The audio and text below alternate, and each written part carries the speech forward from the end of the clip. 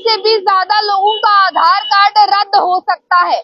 यानी कि आपका आधार कार्ड अगर रद्द हो गया तो आप अंदाजा लगाएं कि आपके जितने भी जरूरी डॉक्यूमेंट्स हैं, चाहे वो बैंक से जुड़े काम है, चाहे वो सरकारी काम है, प्राइवेट काम है, जितने भी काम है आपके काम रुक जाएंगे।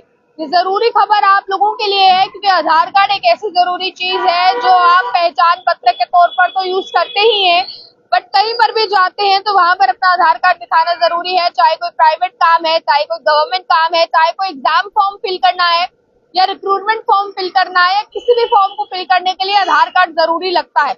अब आप लोग इस खबर को ध्यान से सुनिए क्योंकि 65,000 आधार कार्ड ऐसे हैं जो ब्लॉक हो सकते हैं, रद्द हो सकते हैं, जिसके लिए सरकार ने साफ तौर पर कह दिया है। अब रीजन क्या है इन आधार कार्ड के रद्द होने का, ये भी मैं आपको बताऊंगी, पर उससे पहले आप लोग ये जान लीजिए कि आधार रद्द ना हो इसके लिए जरूरी डॉक्यूमेंट्स आपके पास होना जरूरी है।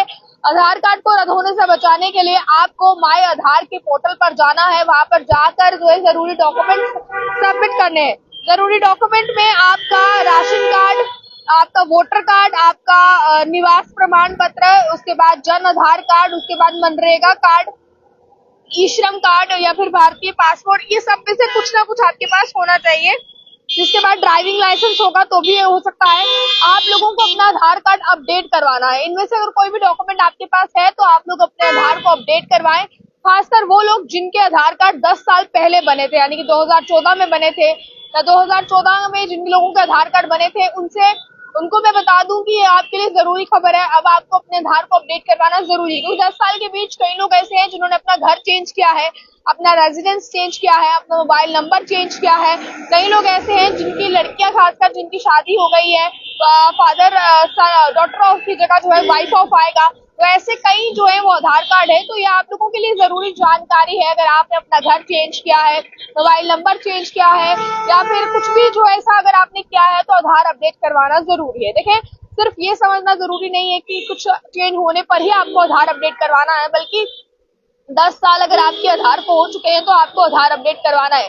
सरकार ने इसके लिए अभी तक 3 डेडलाइंस दे दी है, जो कि मैं आपको बता दूं पहले जो है वो दी गई थी 14 मार्च की डेडलाइन दी गई थी, उसको बढ़ाया गया, 14 जून किया गया, फिर बढ़ाकर 14 सितंबर किया गया और अब सितंबर के महीने में बढ़ाकर 14 दिसंबर किया गया। तो अब आप लोगों के पास वक्त है 14 दिसंबर तक का। 14 दिसंबर तक आप लोग भी जो है अपना अपना आधार अपडेट करवा लें।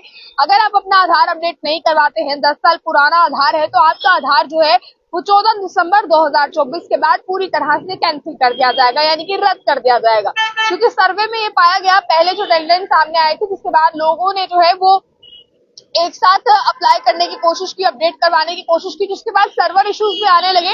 इसके बाद ये देखते हुए सरकार ने डेडलाइन को बढ़ाया, पर उसके बाद भी कई हजार लोग ऐसे थे जो रह गए। इसके बाद दूसरी बार डेडलाइन को बढ़ाया गया और फिर तीसरी बार डेडलाइन को बढ़ाया गया, पर अब तीसरी के बाद अब चौथी बार डेडलाइन को बढ़ाया गया और अब सरकार का कहना है कि सर्वे के मुताबिक अभी भी 65,000 लोग ऐसे हैं जिन्होंने अपना आधार अपडेट नहीं करवाया है। तो वो लोग जल्द से जल्द अपना आधार अपडेट करवा ले, वरना आपका आधार कार्ड रद्द कर दिया जाएगा।